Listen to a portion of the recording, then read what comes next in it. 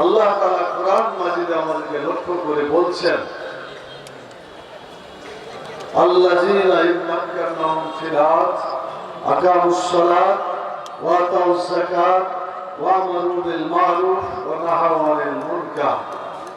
সূরা হজের 41 নম্বর আয়াতে আল্লাহ বলছেন, যাদের হাতে রাষ্ট্র ক্ষমতা দেওয়া হবে, অর্থাৎ যারা রাষ্ট্রের প্রেসিডেন্ট নির্বাচিত হবে, রাষ্ট্র পরিচালনার দায়িত্ব যারা পাবে, তাদেরকে 4টা কাজ করতে হবে। যারা রাষ্ট্র পরিচালনা করার দায়িত্ব পাবে তারা কয়টা কাজ করবে? 4টা। 1 নম্বরের কাজ হচ্ছে সালাত কায়েম করার মাধ্যমে, নামাজ কায়েম করার মাধ্যমে চরিত্র ভালো করে দিবে।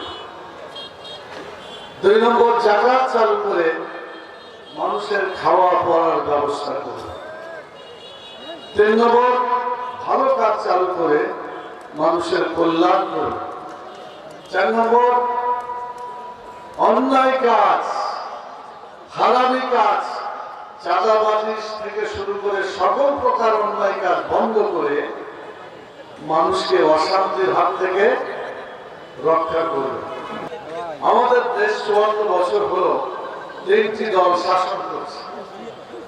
বাংলাদেশ আওয়ামী লীগ 6 বার সংসদে গেল আর আসলো, কখনো নির্বাচিত, কখনো নির্বাচন ছাড়াই রাষ্ট্র ক্ষমতায় দখলে গেল। আর জাতীয়তাবাদী দল বিএনপি তারা 4 বার ক্ষমতায় গেল, 6-4 10। জাতীয় পার্টি 2 বার গেল, 12 বার সংসদে উঠানামা করা দৃশ্য আমরা দেখেছি। আল্লাহ তাআলা বললেন, ওয়াল্লাম ইয়াকুম বিমা আনজালাল্লাহু ফাউলাইকা হুমুল কাফিরুন জালিমুন ফাসিকুন।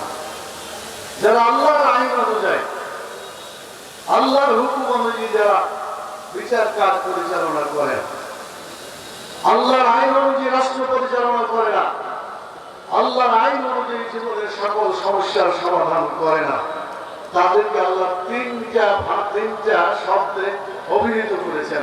1 নম্বরে বলেছেন কাফের, 2 নম্বরে বলেছেন জালেম, 3 নম্বরে বলেছেন ফাসিক।